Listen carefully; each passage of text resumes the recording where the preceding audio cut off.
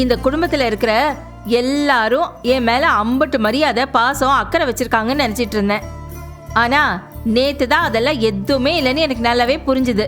அதனால தான் கோவம் வந்துச்சு. இத பாருமா, என் இடத்துல யார் இருந்தாலும் கோவமும் வருத்தமும் வரத்தான் செய்யும். ஏ நிமினா, நீ என் இடத்துல இருந்தா கோவப்பட மாட்ட? கண்டிப்பா கோவப்பட மாட்ட. நீராஜி? நானும் கோவப்பட்டிருப்பேன்க்கா.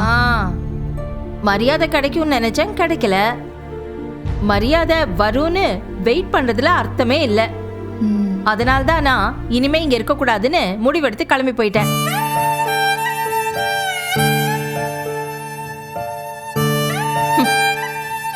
இன்னைக்கு ஒரு நாள்ல நான் இல்லைன்னதும் அப்பாக்கும் பிள்ளைங்களுக்கும் அருமை புரிஞ்சிருக்கோம். கோமதி எவ்வளவு முக்கியம் இந்த வீட்டுக்குன்னு தெரிஞ்சிருக்கோம்ல.